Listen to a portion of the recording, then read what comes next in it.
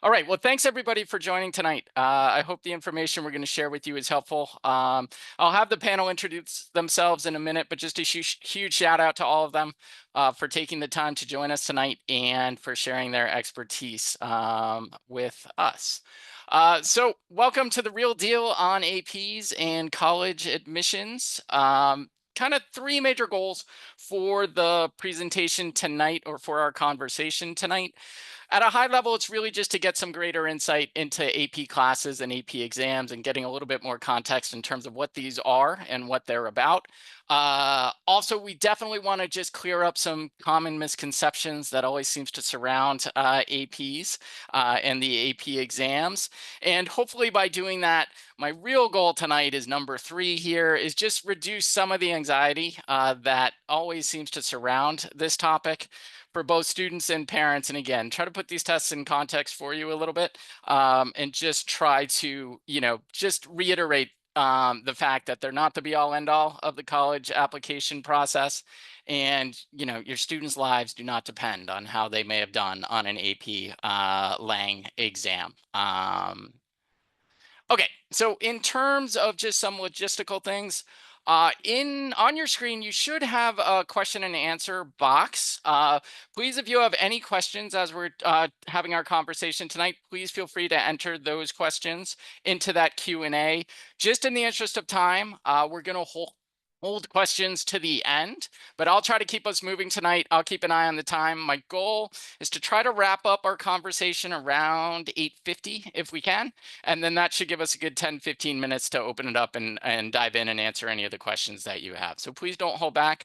Please feel free to ask anything as we're going through our conversation tonight. And also, we are going to cover a lot of ground in a relatively short amount of time.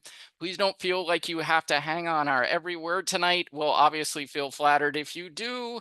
But again, the real goal tonight is just at a high level, you walk away with just a little bit of context and a better understanding of these tests and how they're used in the college admission process. But we are recording this. We're going to try to get that recording link out to you tomorrow. So just if you want to go back, rewatch, re-listen to any of this, you'll have the opportunity to do so. And if you have any friends or colleagues who you think might be interested in this topic, absolutely feel free to forward that link to the recording on to them.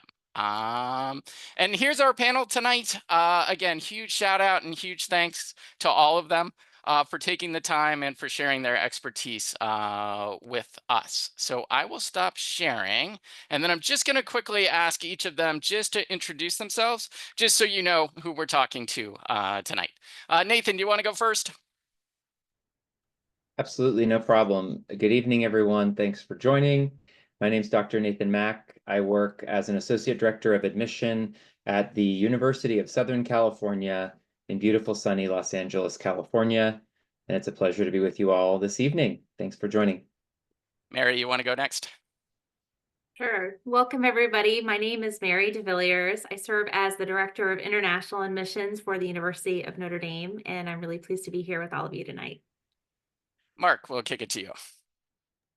Yes, hello. Welcome, everyone. My name is Mark Macon. I'm the Associate Director of College Counseling at Groton School in Groton, Massachusetts. That's a fancy way of saying that I am a college counselor. Excellent. Thank you, Mark. And Mark, you've also in your history been on the other side of the desk in terms of college admissions. So you might end up wearing 2 hats tonight as well. So Mark can provide a nice perspective there in terms of kind of what we say as being on both sides of the desk there. And then John. So, hi, everyone. I'm the founder and CEO of Marco Learning. We support AP students, AP teachers, and AP programs around the country. I've been a teacher for the last 23 years, and I'm based in Princeton, New Jersey. And then John also wears 2 hats. In addition to being knowing the AP exams inside and out through his founding of Marco Learning, John also is a college counselor for one of the local independent schools in Princeton, New Jersey. So we will rely on both of those expertises tonight. And I'm Drew Heilpern. I'll be moderating this conversation tonight. I've been in the test prep and tutoring world since 2010 now, so going on 15 years. And my specialty in the AP land is back in the day, I got a PhD in immunology / microbiology of all things. So one of my favorite things to work on with students is AP Bio. And also vicariously, my wife is an AP English teacher teacher in one of our local public high schools. So I vicariously get to go through the AP Lang testing experience through her every single year. So I may or may not draw upon that tonight. But again, thanks to the panel for joining. All right, so just to start us off here, we're going to start pretty high level, and Mark or John or anyone can really chime in here. But just when we talk about like AP classes and AP exams, we know they stand for advanced placement. But what does that really mean? And how does it differ from what we would ordinarily consider like a typical kind of high school class? And again, anyone can jump in here. I'm going to run this pretty informally. John, you want to Yeah, I'll start us just give off there, the set the overview. stage? There's this incredible thing about America's high schools and America's colleges is that the last 2 years of high school and the first 2 years of college are kind of the same. You're doing, let's say an advanced biology class or a literature class or a calculus class in high school. Then you get to college and you have to take calculus 101, biology 101. And so about 70 years ago, the heads of some private schools and some universities got together and said, let's kind of create this crossover in advanced placement. It was designed as a very narrow and kind of prestigious program. I think it was the second founder of the AP program or second leader who said that the advanced placement program is predicated on the assumption that not all students are created equal. It was meant as an elite group of students who could take exams at the end of their course, their AP courses, and earn college credits. And therefore, they wouldn't have to repeat that calculus course or that biology course. Over the last 30 years, the program's grown a lot. We now have more than 5 million AP exams in 40 subjects all around the world. And so it's a big, complicated program that involves America's high schools, America's colleges. It's one of those few places where high schools and colleges really collaborate together. It's professors at colleges and high school teachers who write the curriculum, who write the exams, and who score them. So the advanced placement program is something like 70 years in the making, and it's a great opportunity for students to graduate high school with college credits in their back pocket. I actually did that as an undergrad at NYU and graduated in 3 years because I had AP credits. So that's the overarching history of the program. And then Mark, can you speak to, like, we know Groton School in terms of being academically rigorous and everything, but not all of your, highest level of classes actually lead to an AP course, correct? Yeah, so I work at Groton. It's a small boarding school in Massachusetts. We're about 380 students or so. And what we are called, we are actually not an AP school. We are a hybrid school, or we have what's called a hybrid curriculum, which means that we both offer the APs, and then we also have classes that we teach that are not AP level classes, but they are still high level classes. They are taught at the AP level or above. And those students, even though we don't follow exactly the AP curriculum, those students are still able to take AP class, take the AP exams. So for instance, we offer English, we call it, junior English, and about 80% of our students will end up taking the AP English literature and AP English language exams without being quote unquote in an AP class. But then we have very traditional AP classes like AP statistics, AP calculus, where it's exactly, we follow the exact AP curriculum that is set forth by the college. Right, and the idea of the AP coursework, whether it's in an actual formal AP class or not, is to try to mimic kind of the experience that a student would have in an intro college level class. So by design, it is trying to extend the curriculum a little bit, as John mentioned, to kind of overlap with what students would get exposed to in those early intro classes in college. And then Mary and Nathan, I'll kick this to you. So I know there's people on the call and we get this question all the time, like, what if my student attends like a non-AP, what we call a non-AP school? So Mark mentioned their school is hybrid. They do have some AP classes, but many of their highest level classes are not actually AP. But there are certainly schools out there where, for one reason or another, maybe they just didn't want the College Board to have to approve their syllabi for the highest level courses, who have not gone sort of on this AP track. So were they disadvantaged in any way, just not being able to show that they've taken these AP classes on their transcript? Kind of how do you look at those students, and also just try to reassure families again that they're not disadvantaged here? Nathan, you want to start there? Sure. got a couple different thoughts swirling in my head. So one of the things, and John alluded to this when he was talking about the last 2 years of high school and the first 2 years of college, one of the things that's sort of unique about American education specifically is the broad landscape of opportunity and types of high schools and types of high school curricula that actually exist. Secondary education in the United States compared to most of the world is actually relatively underregulated.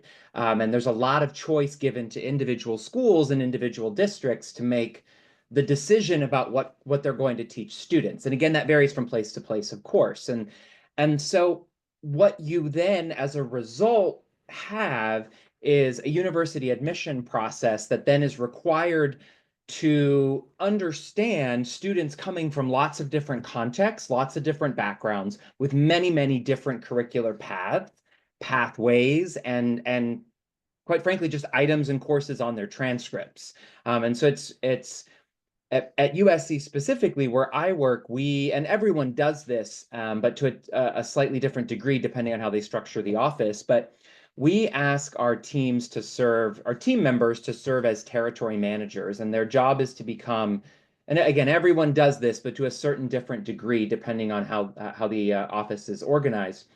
Our folks are required to become experts in their particular part of the world that they serve as admission officers, and then to understand what curricular opportunities are available to each applicant within each particular school and context. So we talk all day, every day, endlessly about evaluating in context. And I tell my staff, your job is to find and advocate for competitive, compelling students based on the context from which they are applying. And in this particular instance, context is broader than just the courses available to you. There's a lot that goes into context. But in this particular scenario, it really is about blooming where you are planted, thriving in the context in which you are studying. So if you have AP curricular courses available to you, and that's your opportunity to challenge yourself, it would be our expectation that you do that, especially as a highly selective university. But if a school does not offer AP curriculum, or frankly, any differentiated curriculum at all, there are some schools that don't have differentiated curricula. Most have some level of differentiation available to students, but not all.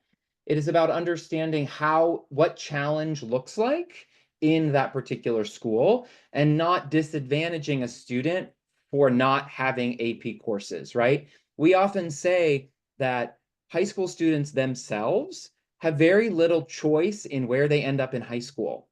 Very little choice. There are a lot of very small, sometimes medium and sometimes large choices that families or life made for students that result in where they go to high school. So we don't want to penalize a student for a lifetime of choices that landed them in a particular high school environment, but we want to advocate for students who are challenging themselves given what's available to them. And that is really, really important. And we constantly reiterate that message when we're training our staff around application review, around the recruitment process, and about advocating for individual students. Nathan, thank you. And Mary, just to add to that, so how do you all know as college admission officers, like how do you all know that, oh, well, this is a quote AP school or this is a non-AP school? Sure. So in your application, which comes to us from your school in terms of your transcript and an additional part that gives us more background information on your school, typically your guidance counselor is going to give us information that will help us better understand what curriculum is available at your particular school. They may also include even more documents that really unpack like what success looks like in your school. And that includes the amount of courses that are available to you that differ from just the traditional college preparatory curriculum at your school. So if they offer AP, if they offer IB, if they offer honors, if they offer dual enrollment, or they have their own unique tracks within the school, that's all going to be highlighted within that documentation. And oftentimes too, your counselor recommendation letter will kind of outline the pathway that you are on within that particular school. Very great. All right, thank you. So this is a question we get all the time. Like, so what is an quote appropriate amount of rigor, right? We know that colleges are looking for rigor, right? We know that colleges want to see students stretch themselves, but like, how do you balance a challenge with not being so overwhelming that you have to sacrifice extracurricular activities or sacrifice sleep or your own mental health or other things. So how do you think about kind of striking that balance? So John and Mark, I might look to you on sort of like the high school side in terms of like how do you advise students and how to advise families in terms of just some high level guidelines in terms of what they should be thinking about in terms of what a manageable course load might look like. Obviously it's going to be different from each individual student. And then Nathan and Mary, I might ask you just to add some color to that in terms of kind of what your expectations are, or as you're looking at it from the college admission side. Thing I'll say from the high school side is I'm advising students on questions like this. It's what I hear from so many admissions officers, and I'll be curious to hear what Nathan and Mary have to say, is so many admissions officers say students and families jump through all these hoops of what they think we're going to want, that we really want you to be do the newspaper and take 7 APs and do all this stuff that you don't actually want to do. You don't belong in that AP class where you don't really want to be in that subject and study at that level, or you can't handle it. So we've always advised students to take what they can handle, to follow their authentic passions and interests. I am curious about what Nathan and Mary are going to say, because there is this problem of, at the end of the day, the student with 2 AP exams and the student with 12, if you're comparing an apple to an apple, the student with 12 is better, or maybe not. So I'll be curious to hear what you all say, but we've tried to encourage students to stop going through this pressure that they put on themselves to do things that colleges will like. Colleges want students to follow their passions and be successful, not to crush themselves with work and jump through these hoops. But I'm curious, Mark, how you advise given the complexity of your school environment. Yeah, and that's a great question. And I'll just elaborate a little bit on what John said. We have students coming in, because they hear from the seniors and the juniors. So we'll have a freshman come in and be like, I have to take, 8 AP classes. And we always advise them, we always tell them, first of all, we say, have fun, have a lot of extracurricular activities. And we say it's always a balance between the rigor of your curriculum and the performance, within that curriculum. So that it really makes no sense for you to be taking 8 AP classes and not being able to handle it, and not getting enough sleep, and not, being excited about your extracurriculars and kind of slogging through the day. That doesn't help anybody. And so it's always that balance between the rigor and the performance. And that's an individual conversation with students.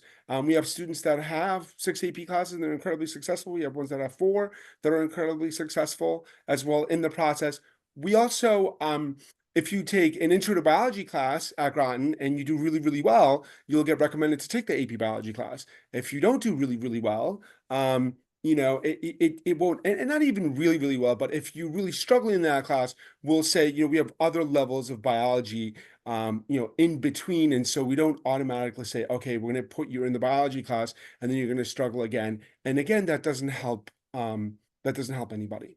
And I will say too, just to add what Mark, just to build on what Mark said, is different schools have different processes in terms of how students are enrolled in these AP classes, if they are offered at their institution, or even some of the highest, more advanced classes. So you definitely just want to check in with your counselor and your teachers to figure out kind of what that process is. Is there a prerequisite class that you need to take? Is there a certain grade that you need to achieve? Do you actually need a formal recommendation from your teacher in order to be enrolled in that AP classes? And as Nathan alluded to earlier, every single school, I feel like, handles this slightly differently. There's no right or wrong way to do it. Just you want to be aware in terms of what your school's processes are.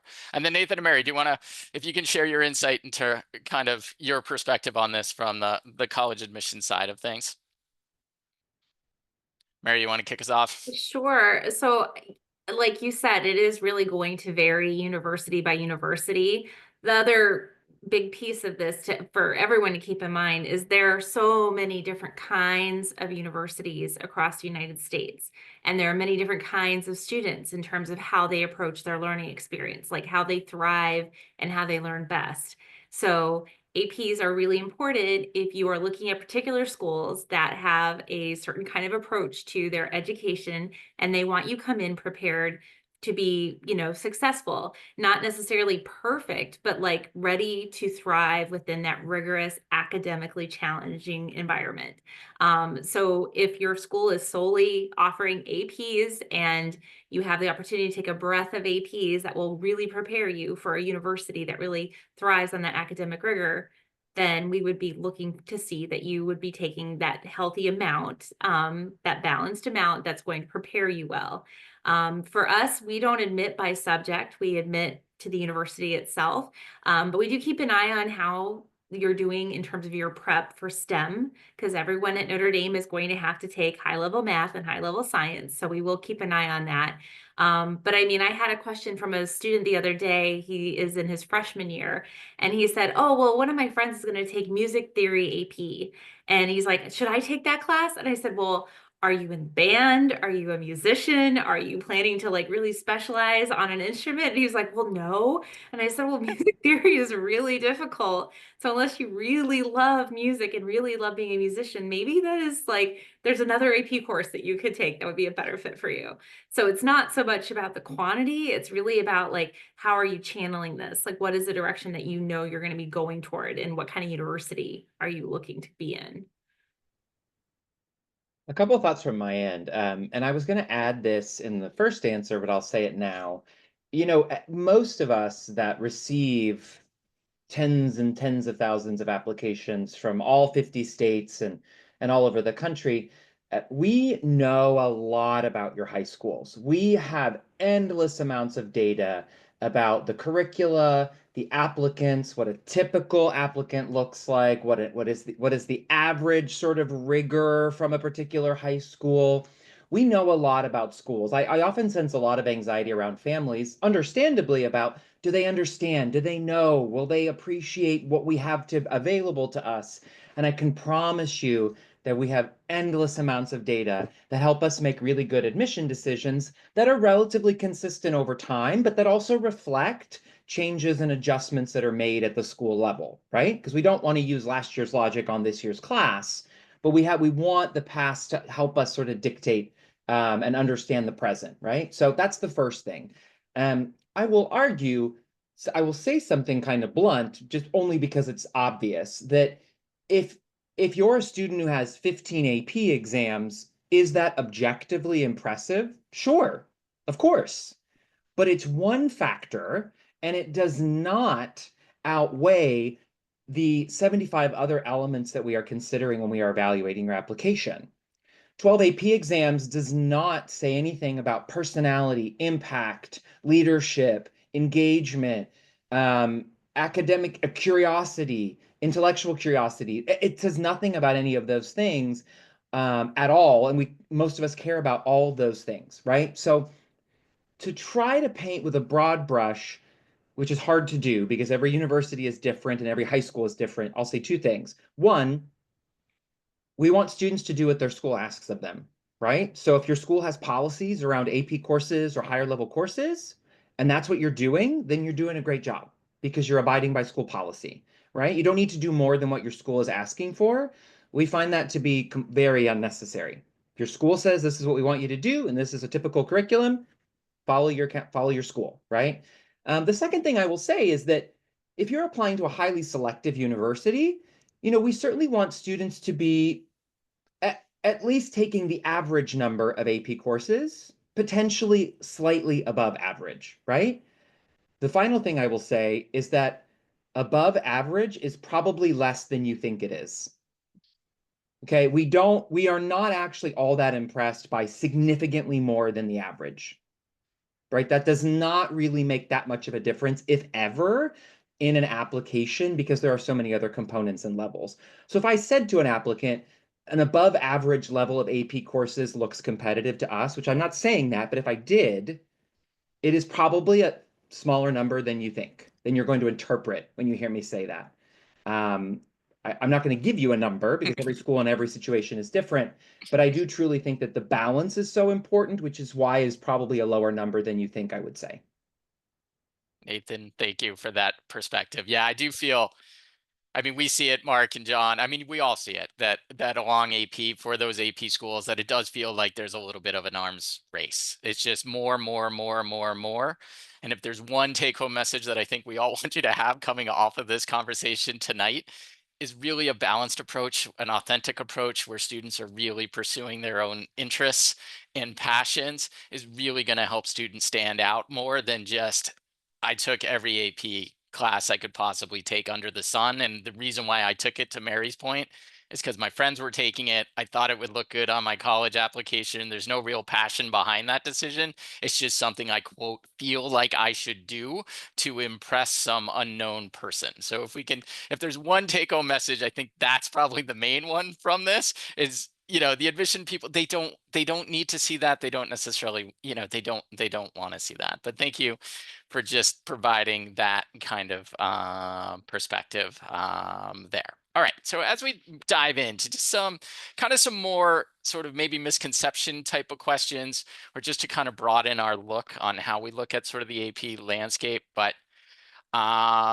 Mary, you kind of spoke to this a little bit, but like, are there specific AP subjects that are more valued depending on a student's intended major, or is it more about kind of demonstrating that overall academic, rigor? And again, I'll just throw this out to everyone. Feel free for anyone to chime in on this. Nathan, you want to start us off on it? In my context, given what I know and where I work, we are unique in that we do admit 2 majors specifically. And we do evaluate students specifically for either the major or the family of majors to which they applied. And so I would argue that in our circumstance and in our situation, the selection of a particular AP course over another has more to, it could matter, less so again in sort of the arms race sense of things, but more in a student's ability and a student's preparation for their major and their ability to seamlessly integrate into the academic community and thrive. We're going to challenge our students regardless, but we do really want students to be able to come to the university and have a healthy level of challenge especially in their first year, such that they are able to fully integrate into the all other elements of student life and student engagement. And so because we admit to major, for us, we are going to really only in STEM circumstances, I'll be totally honest, kind of look at that preparation, because things like science and math are so linear.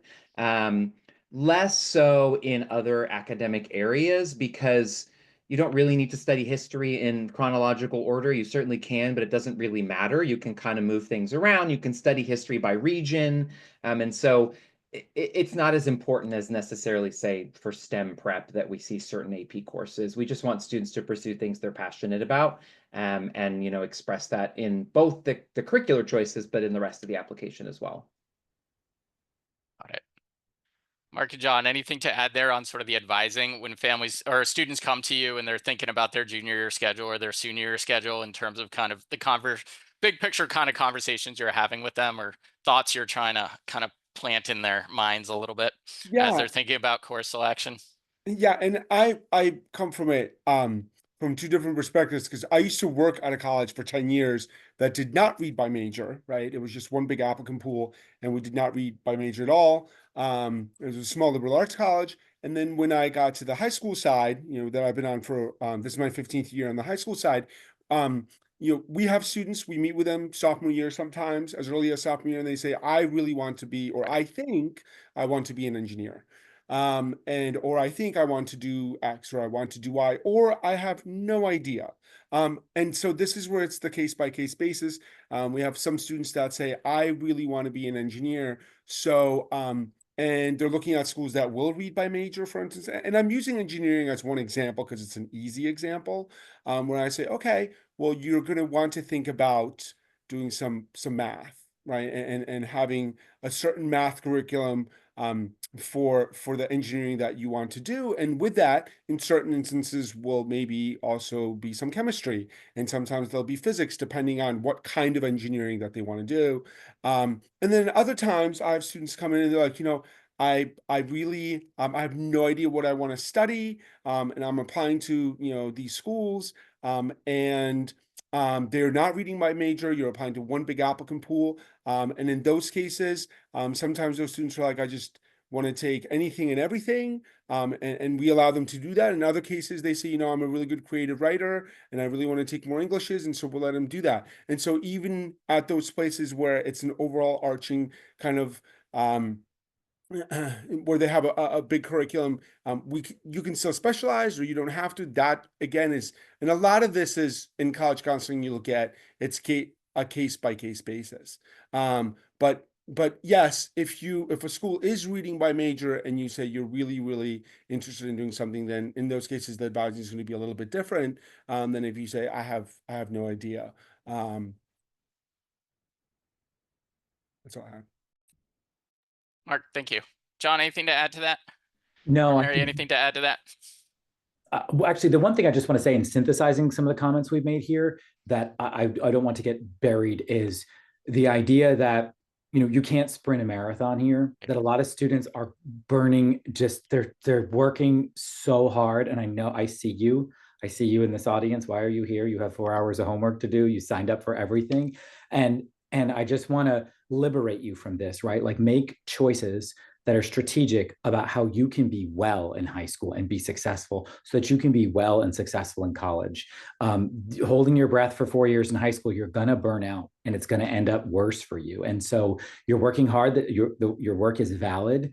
Stay the course for the rest of the school year. But as you make choices for next year and the year beyond, find a way to be sustainable and to run the full marathon and not tucker out, and so that you collapse across the finish line of freshman orientation at college exhausted. Don't do that to yourself. Mary, anything to add? Yeah, can I just add one thing to that? And yeah. that's a great point. And then we'll go to Mary. I've actually seen that happen where I've worked with a student. I was their advisor. I work at a residential high school where I'm not just their advisor, but I'm also their dorm parent. They live 50 feet away from me, like right over there. And they're working so hard. And then they've accomplished just what they've really wanted to accomplish. They get their freshman year and they're like, I have to take a year off. Yep. Because it's just been 4 years of just so much hard work and they've kind of lost the perspective. Even when I was like, hey, you can slow down a little bit, like you're doing great. And there was this arms race that we've talked about earlier, like, no, but I feel like I have to do more. It's like, no, you can slow down a little bit. You're doing plenty. You're not behind, so to speak. Mary, from what you see. Yeah, I was just going to say, just remember, it's not so much about only getting in, it's also about thriving when you get there. So again, each university is going to have a different approach to how they collaborate everything together for your education. So you're going to be wanting to pay attention to that during your college search, but also be paying attention to what is, being advised to you, what is right for you, what is a good balance for you. Because ultimately, yes, you're going to get in, and then it's kind of like you haven't peaked the mountain by getting in. You still have another climb ahead of you. So you definitely want to have that stamina and that like preparation for the next part of that climb. All right, great. Thank you all for that. All right, so as we do a little bit of a deeper dive on this, so this is a question we get a lot. Like, what happens if you're in an AP course, right? And then you take the exam and maybe the exam doesn't go as well as you were hoping. Keep in mind, right? It's a snapshot on how you did on one 3-hour test on one morning in your life, but you end up not submitting a score. Like, does that detract in any way from sort of the experience you had taking the class? Just kind of what are colleges going to more lean into? Sort of how you did in the class, the exam, kind of both equally? Can you give us a sense in terms of, it's not really weight per se, but just kind of how you look at that, at that application? Like they were in AP Bio junior year. It seems like they did great. They got a nice letter of recommendation, but for whatever reason, there's no score attached as part of that application. Kind of how do you kind of view that? Nathan, you want to start? Sure. Yeah. So what we get this question all the time as well. And I would argue that the easy answer to that question And there is kind of an easy answer. Most things around college are nuanced and complicated, which is why we have these webinars and talk through these things. But I would say, generally speaking, truly, what we authentically care about is your pursuit of rigor and preparation and learning significantly more than a test score. Significantly more than a test score. And that is very important to us, that when we talk about challenging yourself and taking rigorous coursework and preparing yourself for college, it is about the courses you're taking and what you are learning throughout your high school career and your experience. And learning happens in the classroom with faculty, with teachers, with your fellow students. So that is what we're going to lean on, is the grade in the course, the letter of recommendation that explains and outlines your participation in the course. Certainly, if you have a test score that you're proud of, that you want to send to a university. To be honest with you, I work at a test optional university, and in the post-COVID landscape, AP scores are practically like SAT and ACT scores for us. Where if you choose to submit it, we will consider it and we will evaluate it in the context of your application. And if you choose not to, we're totally test optional. That's perfectly fine. We have plenty of other academic elements to consider because we don't require any testing from anybody of any kind. So I almost see it in that space now as a test optional university post-COVID. Send it if you're proud of it, but it will not replace the grade in the course. It will not replace the letter of recommendation that outlines the type of student you are and the learning environment in which you thrive. So that, yeah, I think I would lean more on the course and the grade. Mary, anything to add there? Yeah, again, it goes to that idea of we're looking at you in the context of the high school that you're attending. So if in your high school, like the rigorous classes are going to be like those AP classes, like there isn't a other kind of rigor available to you, like that's going to tell us that you're someone that is not shy about jumping into challenge and taking it on and growing from it. Regardless of what that final outcome might be for you. The main thing is with the AP is like maybe there's some credit in there for you if you achieve really well on that exam. But for our purposes, it's like, what kind of student are you? Like, are you going to jump into the things we have to offer? Or are you going to, try to like tiptoe around it? So again, like Nathan and I both work at schools that are like, known for their rigor. So we want to see that you're also kind of excited to jump in and take that on. Yeah, we kind of frame it to our AP students as like, you've done all this work, right? Think of it as a chance to show off. Like, why not, right? Go for it. Do the best you can. You get the score. That's great. Send it, And then Mark and John, when you're talking to students, specifically not about just the courses, but like, hey, it's approaching May, in terms of how they should be preparing or thinking about these AP exams, again, without putting so much pressure on them, but kind of how do you have those conversations with them, or advice that you're giving to them in terms of the actual exam itself and mindset going into it? Just briefly, one thing, sharing my own story. I mentioned earlier, I used credits to graduate early from college. I think I took maybe about 7 AP classes in high school through that whole experience, but only took about 5 exams. And NYU only accepted 4 of them for credit. Right. And so maybe there's just an approach to the point, if we get over the whole, what do I need to do to get in? Well, you're more than just getting into a college or not. But once you're there, maybe you're going to stumble into a college that doesn't accept any AP credits.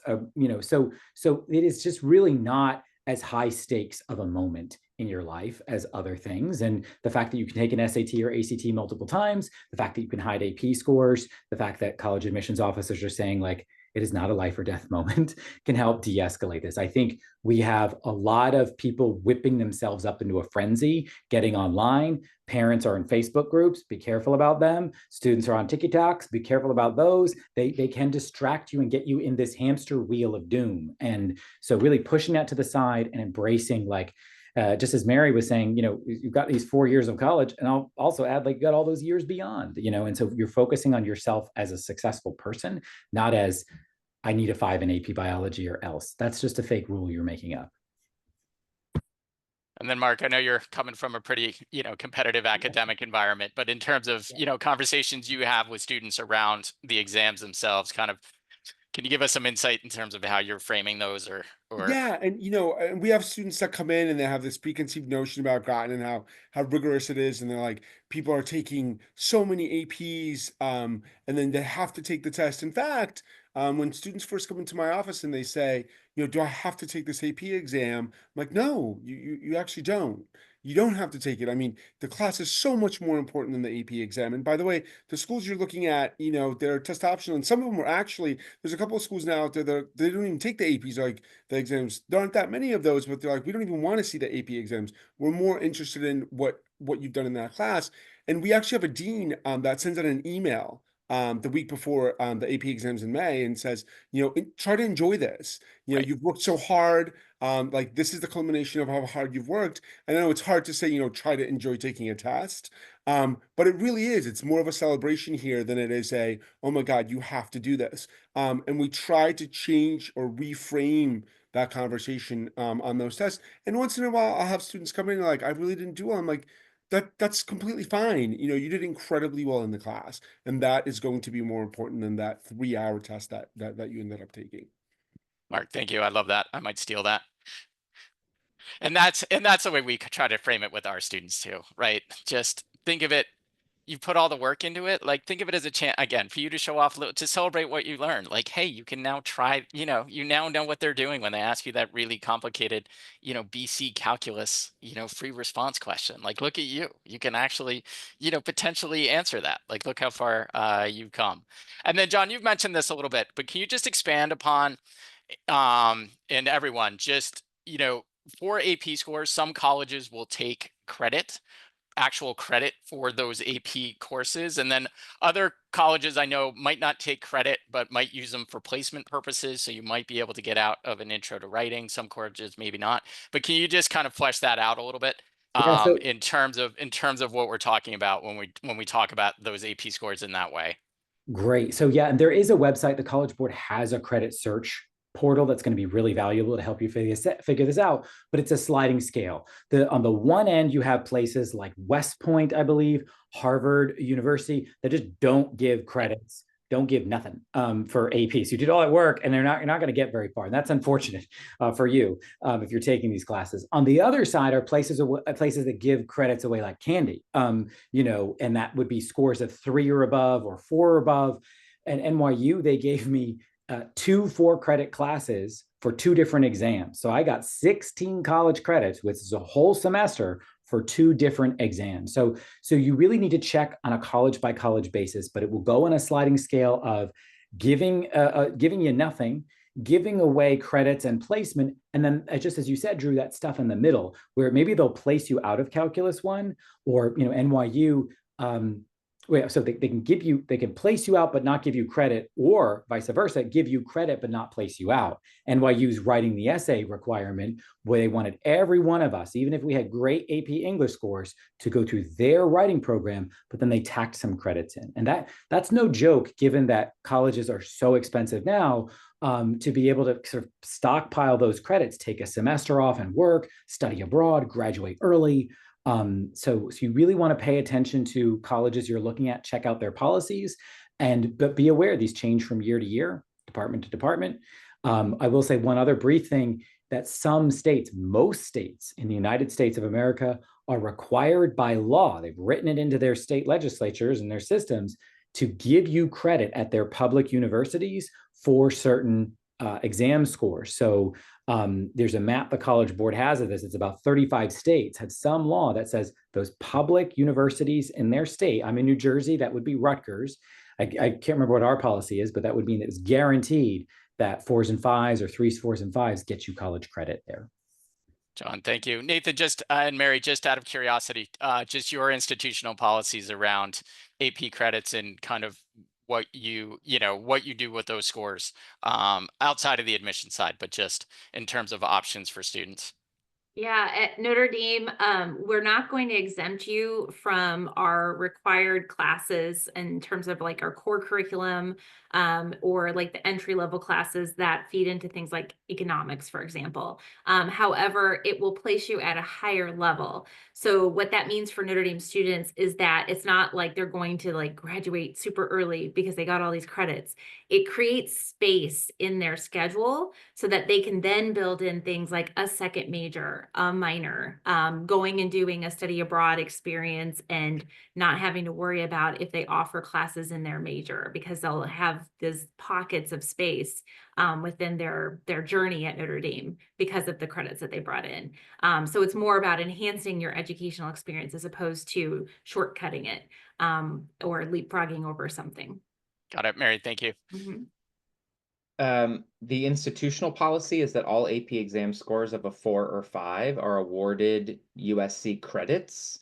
Whether those credits meet degree requirements, general education requirements, or exempt you from certain course requirements actually depends on the major that you're admitted to and that you're graduating from. So it does get quite complicated depending on what you're studying, but you will still get credits. Just how they're applied to your overall degree varies by major. Got it. And I will point out too, just because you've got a credit or a university is is able to place you out of an intro course, by all means, if you would like to take that intro course at the college level, you absolutely still can. So sometimes we run into this on the sciences where students are like, yeah, I got the 5 on the AP bio, but I really don't want to jump in my first year of college into a more advanced college level course. I'm totally fine doing AP bio, or doing first year bio. Again, there's different labs and things. It's not like they're absolutely repeating the entire course around that. Let's see. Thank you all. This has been super, super helpful. Before we dive into questions, Nathan, just kind of any closing thoughts here? Not to put you on the spot. Sure.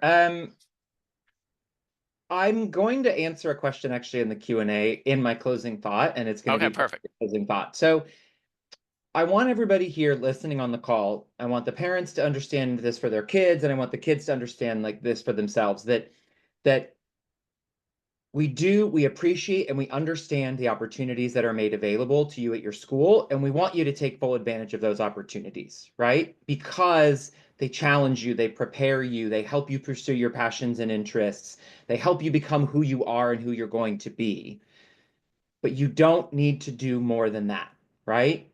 People ask all the time, what if I self-studying for exams or taking exams beyond my high school curriculum? And we in our admission office talk all the time about no one needs to do more school than what their school is offering. It's not required, it's not necessary. You are at a good school, you are where you are. We value that, we understand that, and we want you to do the best you can given where you are studying.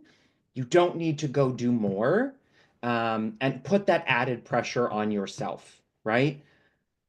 Listen to your counselors, listen to your teachers, do what you have with what you're given and the opportunities available to you. Pursue your passions, pursue your interests, and help that come across in the application, because ultimately it's that entire package that provides you access to a university, not an AP exam or an AP exams or an AP class. So hopefully that's somewhat helpful in thinking about kind of how to frame all of this. Perfect. Mark, John, Mary, closing thoughts here? I was just going to reiterate the point that, highly selective universities are using a holistic review process. So the academic component is kind of like that baseline expectation that what you have done will prepare you to flourish at our university.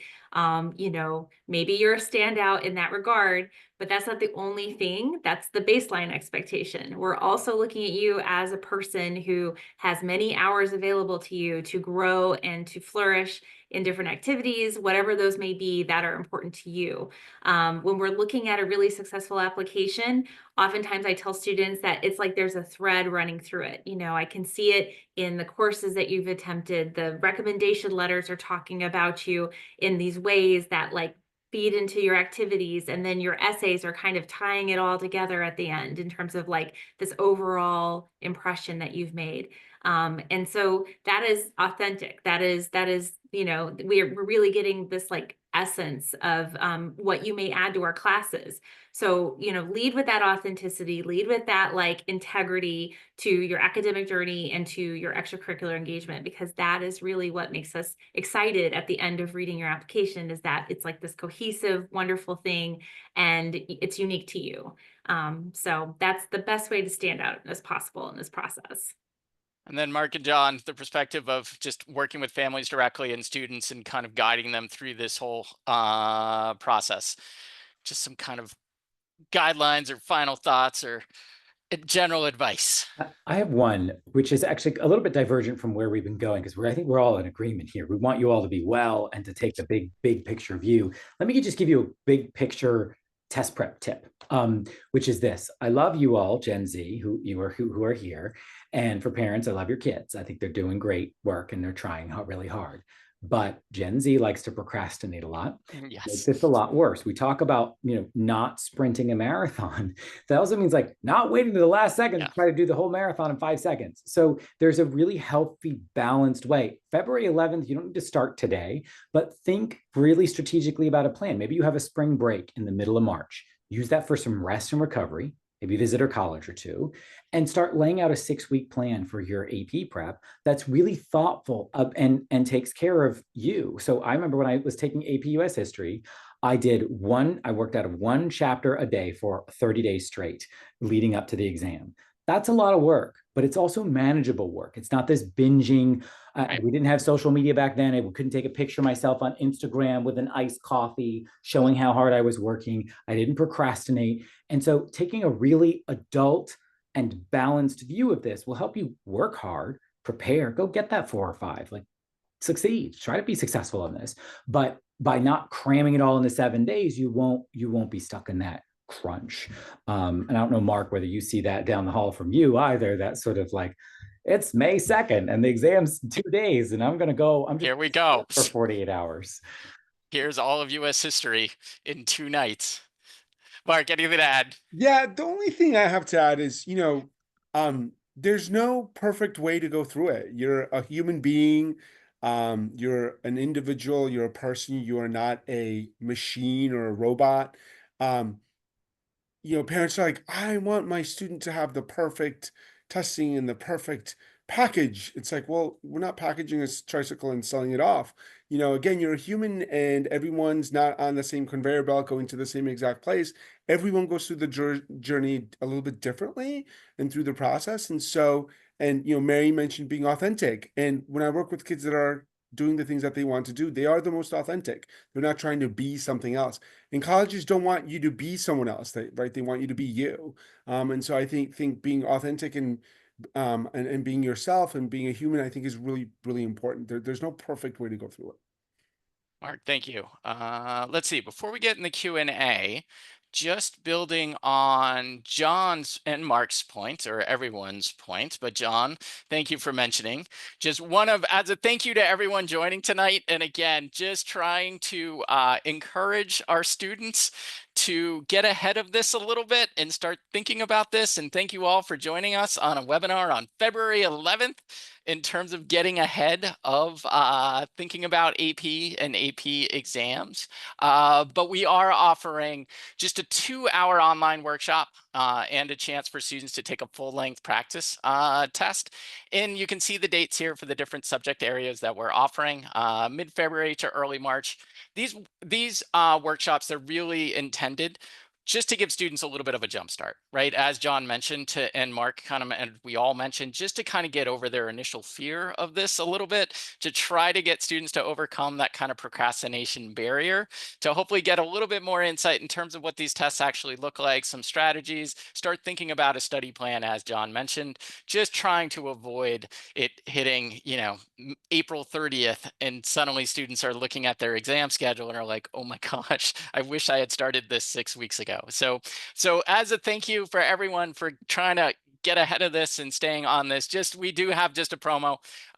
If you can register, I think it's tomorrow or by tomorrow, we'll send an email with the links to these.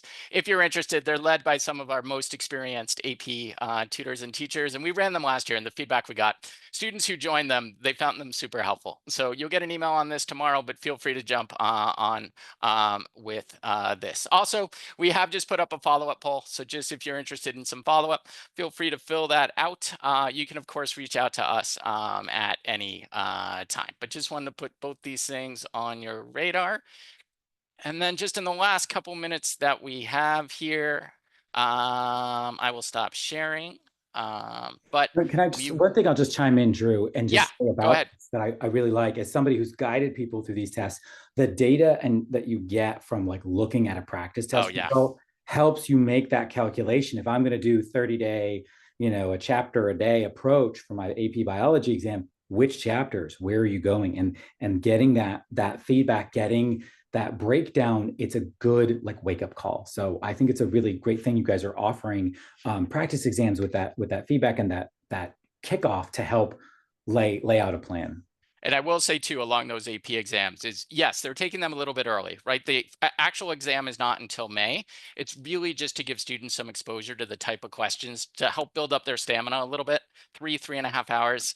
It's a long test. And also just to expose them to the type of questions that they are going to see. So I don't want students to panic if there's content on there that they haven't seen yet. Well, of course, because their school, their class hasn't covered it yet. It's really the purpose of that is just to give students some exposure to hopefully get over that kind of initial fear of the test, to have them take it and be like, you know what, it actually wasn't that bad. I think, to Mark's point, I think this actually could be kind of fun and will give me a chance to kind of show off a little bit. So that's the purpose of those practice tests. All right, we do have a little bit of time for questions here. All right, I'll ask the one that always comes up, which is, and any one of you can answer this. Is it better to get the quote B or maybe lower grade in the most rigorous or AP class, or is it better to get that, A, higher achieving sort of day in and day out grade in my class, but maybe take a slightly less sort of rigorous class? And I know the answer to this is going to be it depends, but I know we all get this question. Kind of general advice to families as they're kind of thinking about this. Anyone want to start us off? Yeah, and that's a hard one, right? Because Right. it is individualized. But Yes. if a student, has done well, in regular chemistry and they got recommended for AP chemistry, we're also a high school that has organic chemistry. And then beyond that, we have environmental chemistry. And then we have another chemistry class after that, where, people, if they've done well along the way, yes, you should continue to do that and you should continue to get those grades. If you haven't done well in a class that's a little bit harder, then maybe you shouldn't take the next one, right? And so that is tough, because some students say, they meet with me and they say, I want to get, an A in the easier class because I don't think I can do really well, in the tougher class. And sometimes that there's a feeling process, there's a feeling out process where a student does take the harder class and they're like, okay, this isn't as hard as I thought, and I can do really, really well. And then other times they can't, right? And they go into the class and then we move them down because it doesn't make sense for them to struggle, to lose sleep. And that doesn't really help anybody. It doesn't show them in the best of light that they can show themselves. Yeah. Mark, thank you. I think that's a good kind of perspective and way to kind of, think about that. I think we've answered this, but I'll ask it in kind of a more specific way that came in. So like, when looking at an application, I'll just read it the way the question came in, and thank you for asking this. But when looking at an application, do you give consideration to student athletes who participate in multiple varsity sports? And I'll even extend this to like, our theater music kids who are at practice every single night, for 3 hours, who take APs, but just, again, not that crazy number, arms race type of number due to schedule as a whole. Like, I think we've kind of answered this, but like, how do you look at that in that sort of holistic approach? Yeah, so some of the domestic territories that I've read here at Notre Dame, sometimes like a student, if they're really involved in band, for example, oftentimes band is a class that will interfere with someone's ability to take that 4th year of language AP, like we get that. It's going to be, you can explain it to us in your application. There are different sections where you can give us additional information. And then, you may have your counselor also explain that to us. That's understandable. And, obviously being a varsity athlete, like there is a lot of pull on your time. So again, it's kind of like, well, what do you want your educational journey to look like at the universities that you may be considering? And is that the kind of environment where this balance is going to be struck for you? Nathan, anything to add there? Okay, perfect. let's see, another question came up. And again, I think we've sort of addressed it, but I'll ask it more specifically. Like, how do colleges look at summer school? For example, my student wants to study business in college. Is there value in taking like an AP history course? Sometimes we'll get this question of like, APs are not offered, I'm going to self-study, should I feel pressure? And again, I feel like we've answered this, but should I feel pressure? Does my student need to Nathan, to your point, do they need to, even though it's not offered as part of the curriculum and there's no way for them to actually take this course, but maybe they could do it over the summer, or maybe they could self-study for it and take an AP exam? Just kind of general advice around sort of more kind of specific examples along that. Yeah, so in general, we get questions about summers a lot, right? And it's a beautiful chunk of time to do something that isn't going to your school from 8 to 4, right? Like I get that and I understand that. And in the arms race of college admission, it's turned into something quite wild. And we could do a whole webinar and a half about how to take advantage of your summer and what we think about some of the ways that people take advantage of their summers, right? So regardless, what I will say is summer is a fantastic opportunity for students to take the time that they then have to pursue their passions and their interests, to think about who they are, what they want to be, what they want to study, and potentially delve into that a little bit more deeply because you have some time to do that, right? Or take a breath, take an opportunity to relax, reset, have a balance, have a job, do something that just kind of resets you so you can go into the next year and be amazing. And all of those are perfectly fine and legitimate options for students to pursue over the summertime. We would like to see that students are doing something and they're taking advantage of that time to further themselves. But what really grinds my gears as an admission officer is the arms race around there are certain things I'm supposed to be doing in the summer and certain things that look shiny and impressive to colleges. Oh my God. And I'm really heated about it because I feel very strongly about it. Go back to what I said. It's an opportunity to reset, to take a moment to get ready for the next year, to think about, as John was mentioning, take a breath, take a moment to think about who am I, set out a game plan, start working on that. And it is students that do that end up becoming more competitive applicants because they know themselves, they've pursued their interests, they've taken the time to reflect and think and set out a plan.